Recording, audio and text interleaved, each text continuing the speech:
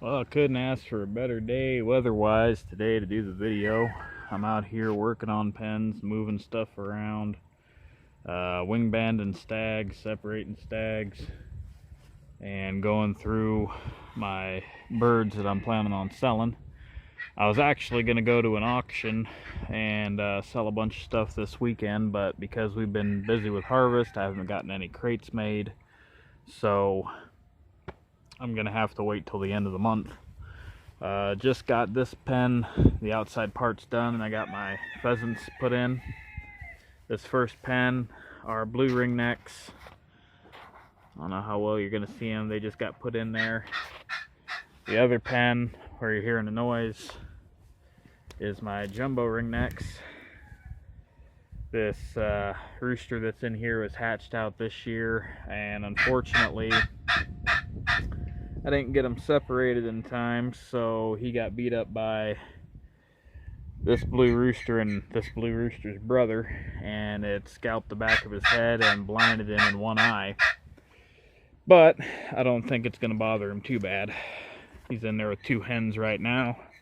I still got the old rooster, so I'll probably run 2 pairs. And in this blue pen, I've got 3 hens. I'm probably going to run a trio of blues, and then the third hen is just a backup in case I can't come up with any white hens for my white rooster for next year. Now, show you how the little chicks are coming along. These are the chicks that I picked up a couple weeks ago with their hen from that guy. And I had hoped to get video of them before they started feathering out more, but the weather wouldn't cooperate.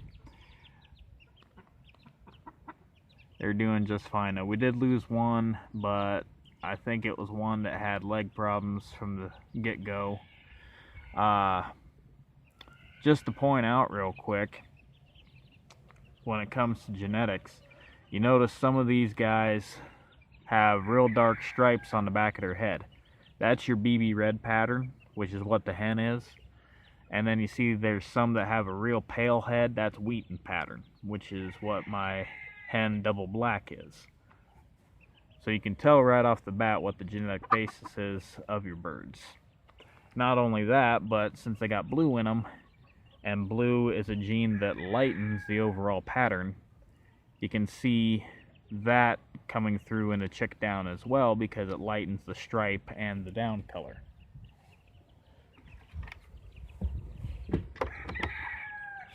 Now in this pen over here, got this ugly little crossbeak. She came with the other games that I picked up. This little blue stag, this little red stag, but then these 2 little guys here with the blue leg bands, that little hen right there and that little rooster, I picked up in the 50-50 charity auction at the chicken show I went to. They're not full grown yet. We'll see what I end up doing with them. I bought them initially with the idea of getting them into the hands of some kid to show, but they are Bantam American game, and that's a recognized breed by the American Bantam Association. But this color is not, and what that color is it's called ginger red, and it is BB red with a gene called dark brown added to it. Got one of my wide hackle hens here, and then we've got Griffin Claret Stag, Griffin Pumpkin Cross, Morgan Gull Cross. I believe he is 7/8 Morgan at this point, and those 2, the black and white ones, are full-blooded Morgan. Got old double black here. She's the one that raised them.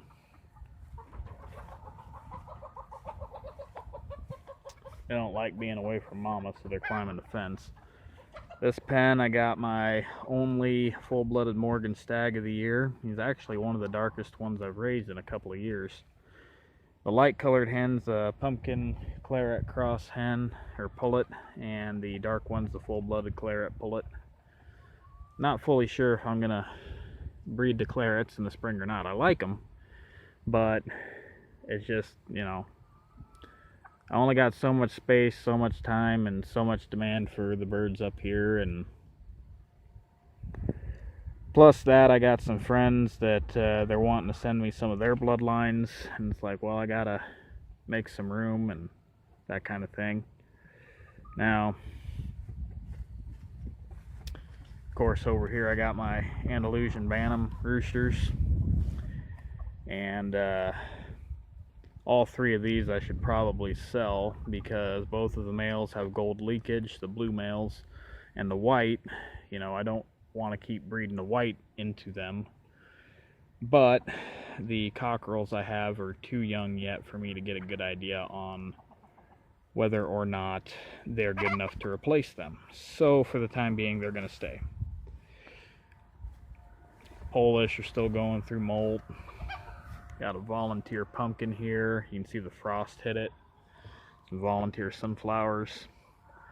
And speaking of frost, this is part of the reason why I'm trying to get a lot done today is weather's changing, and it's changing fast. It was, oh, what was it, Wednesday or Thursday, it was a high of almost 82, and the very next morning we had a wind chill of 27 degrees. And they're talking the possibility, I've heard rumor of there being a blizzard next weekend. So I gotta get on it. This rooster with the frozen foot here, he gets around fine, but he can't breed, so he's gonna get sold as a pet. And then out of the Morgans, I've had tonsy asking about, do I have any Morgans for sale? I'm gonna go through them today. The short answer is there are going to be some for sale, but it's going to be a very small number. And when I say small, I'm saying I'm probably only going to sell 3 roosters out of here of the Morgans. And you might be asking, well, why do you want to only sell 3? You got plenty. Well, not really. See, that rooster over there is the oldest one I got. That one I didn't get any chicks of, and he actually hurt his knee this fall. So he's in rehab. And that one, I don't remember if it was him or the old one that I got a stag out of, but gonna try and breed him again. Those 2 there are brothers. I got the 2 brassy backs out of the red. I didn't get any out of the brassy back. And then this one, this one, this one, and this one are all full-blooded brothers. So it's going to be 3 out of those 4 that are going to go. And the blue's probably going to go too. So if you want the blue, hit me up. He does have a dent in the breastbone, but he's a really nice rooster other than that. Let's see how these guys are doing over here. I just got done moving the pheasants, like I said, so I'm down to a pair in this pen. They're hiding right now because they don't know what's going on. A pair in this pen. And down here I've got the young games that I got from that guy and that pair of pigeons. I already got rid of a couple of the pullets, so I'm down to 2 BB red colored pullets and 2 blue Wheaton pullets. And then you've got your blue red stag and your 2 black red stags there. They're all available.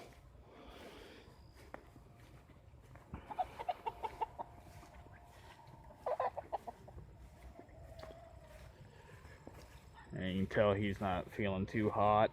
He's still gimping around and his head's a little pale. Birds are migrating through too, so there's been hawks coming around. Put the electric fence up after that rooster got attacked by something. And you guys were wanting to see little bantam chicks, so I gotta clean their pen and move it today too, but I'll show you what we got going here. There's 4 production Rhode Island red pullets in here. They're going to auction. Alright, now, that is a splash. That is your classic splash pattern. There's a black, got a white pullet back there. There's a blue cockerel. So in show terms, they use the term cockerel. In gamefowl terms, they use the term stag. It's the same thing. I've got them running top and bottom here. There's the splash cockerel, the other blue stag.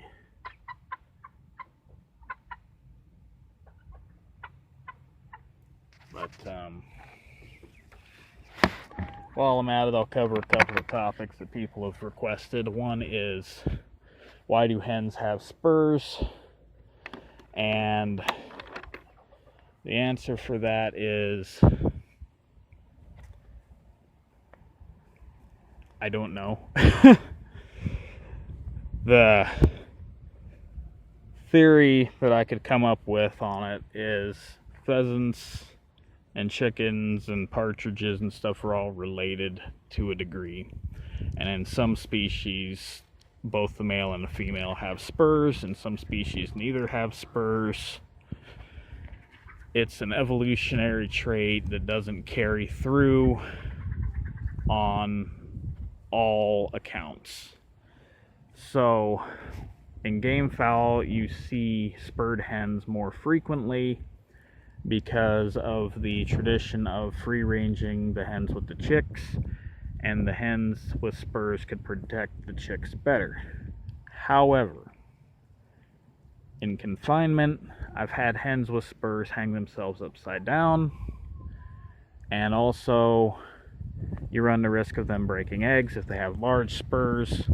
Not to mention there's the added problem of the spurs can get too long and grow and dig into the bird's leg if you don't watch it.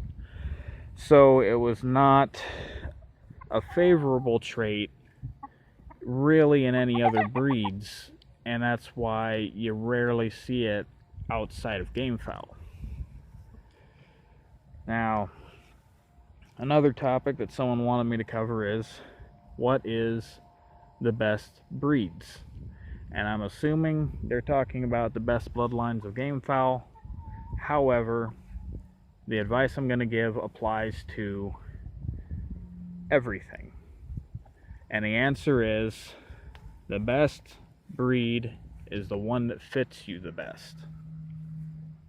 And the only way you're going to find that out is by trying a lot of them and seeing which ones work for you. I've had 3 families of brown red, well, maybe 4.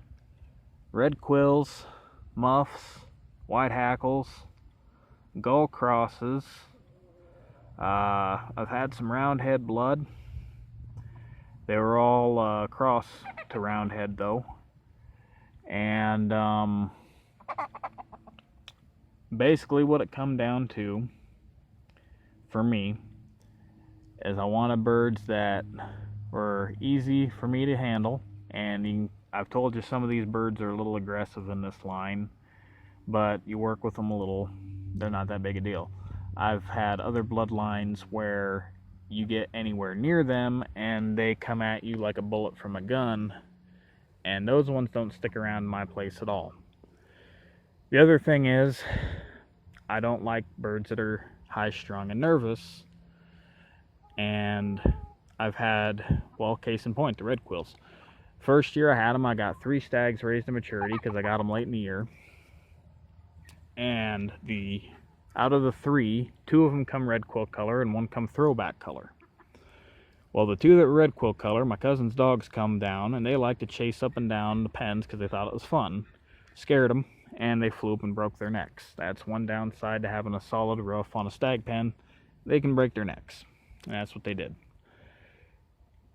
Now, those red quill hens would not raise chicks in my triangle pens, but if you turned them loose, they'd raise chicks. Of course, running loose, you have no idea who the father of the chicks are. That's the downside.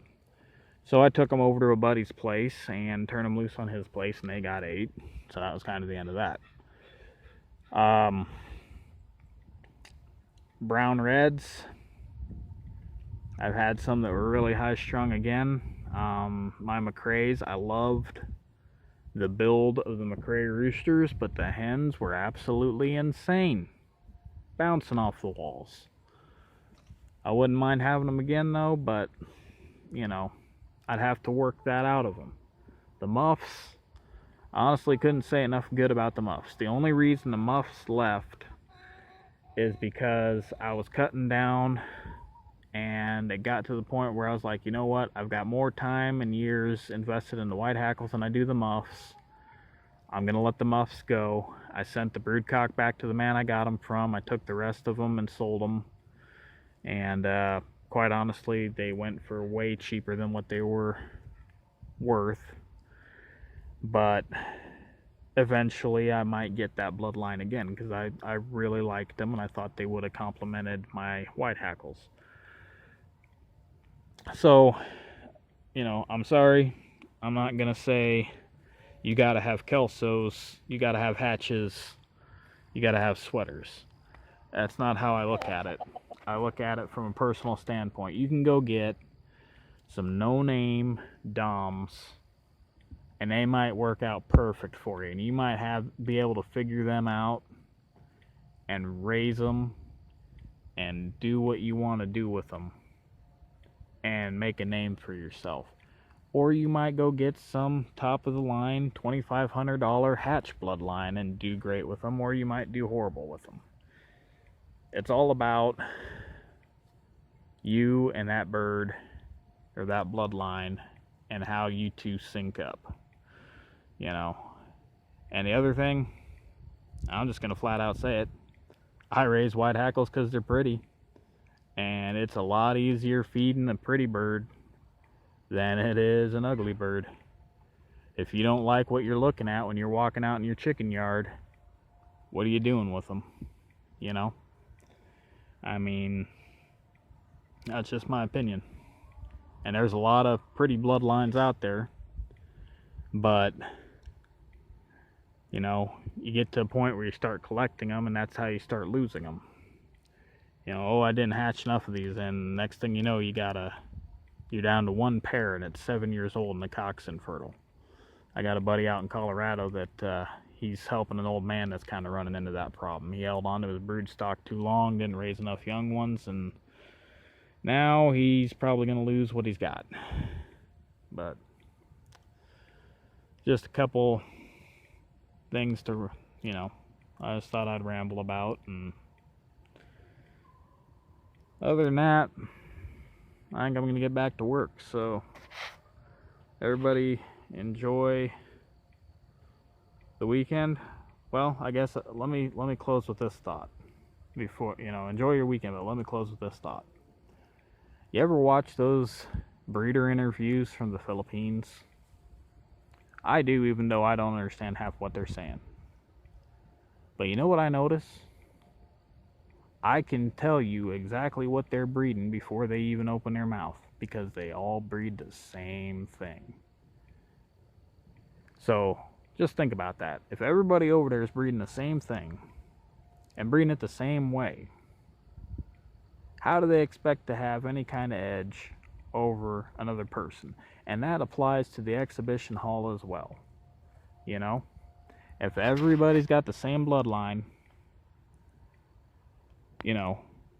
50 years from now, yes, someone's going to come out on top. But for right now, playing field's pretty level. And if everybody's got hatch, and everybody's got sweaters, and everybody's got Kelsos, and everybody's got pumpkin Halseys, then what happens to all these other bloodlines? The bloodlines that made those bloodlines. The bloodlines that will need to be there when you have to come full circle and do an infusion. So I think there's a place for both in this world. I think there's a place for the big farm, big name, $2,500 birds. I think there's places for guys who still breed things like Hammond Gordons, White Hornets, Narragansetts, dragon muffs. There's a place for both. And if we don't watch what we're doing in the next 100 years, we're going to be down to just 2 or 3 bloodlines and 1 or 2 colors, and that's going to be it. So, have a good one.